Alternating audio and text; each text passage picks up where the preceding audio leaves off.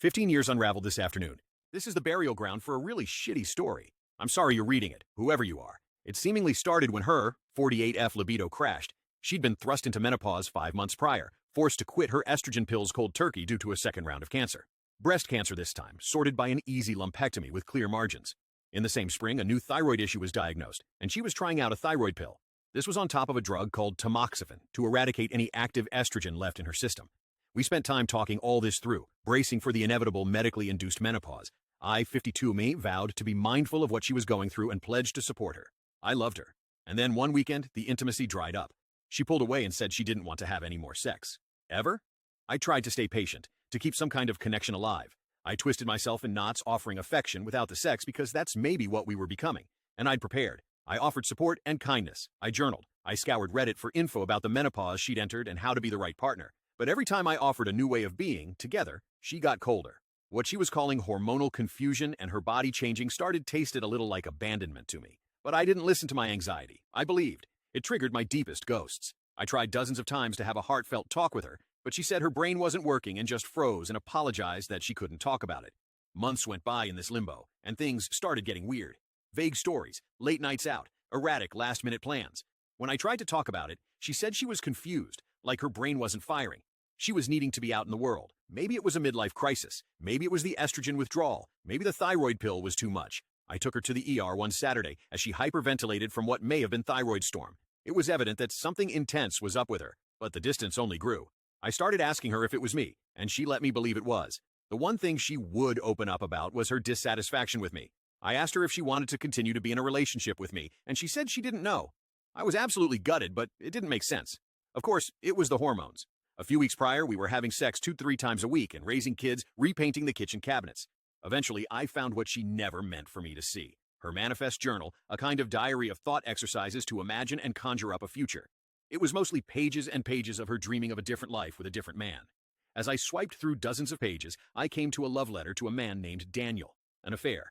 Not hypothetical, not a projection. Real. And not recent, either. It had happened before the hormones tanked. Before the cancer, even. The tone was unmistakable. He was her true love, and she longed for him with her whole heart. I realized these past months had been some sort of game to get me to leave her, to starve me until I couldn't take any more, to force me to share responsibility for the split.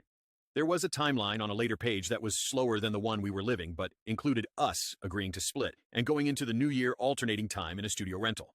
I Googled it and found it was called bird nesting.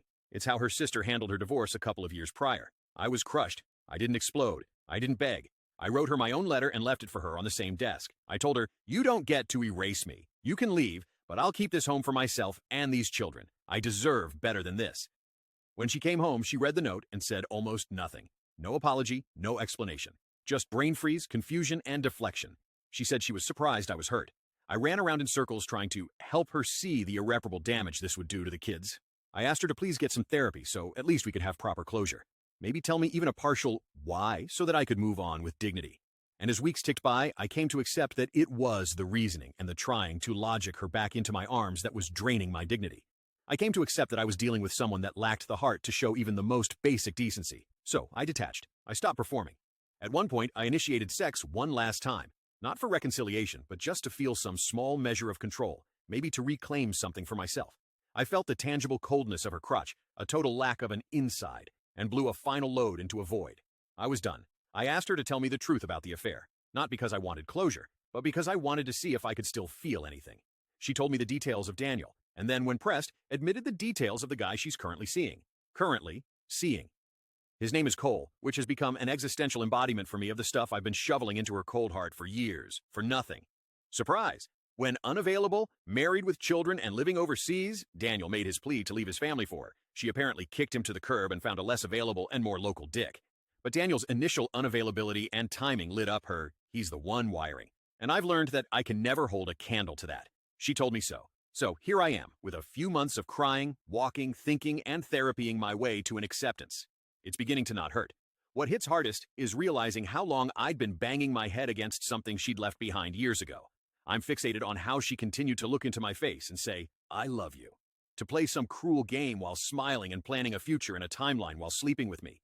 Feeding me a decreasing diet of scraps, expecting me to eventually starve and break. How can a human do that? Now I'm done. I'm detoxing from the relationship the same way I kicked painkillers in my 20s and nicotine in my 30s. The cravings hit, the intrusive thoughts come, but I manage them one at a time, and their duration and frequency fade daily. I won't reset that clock for anything. I've got a daughter to raise, and I don't get a day off. I don't want or need one. I see her clearly now, distant, self-protective, terrified of being close. I mistook her cold void for family, and that's a lesson I'm digging deep into with my therapist. That's a generational pass-down that ends with me and will not be willed to my daughter. I allowed this. I became codependent. Lesson learned. She continues to be a true master of rewriting history, utterly inept at owning it. If only she'd pour such precision into her novels, one might sell. I'm not trying to help her see herself, or even care to forgive her anymore. I'm reading about attachment styles, and how they affect adults in their primary relational mirrors, about the heartless void a dismissive avoidant can leave in their wake, the cruelty they're capable of.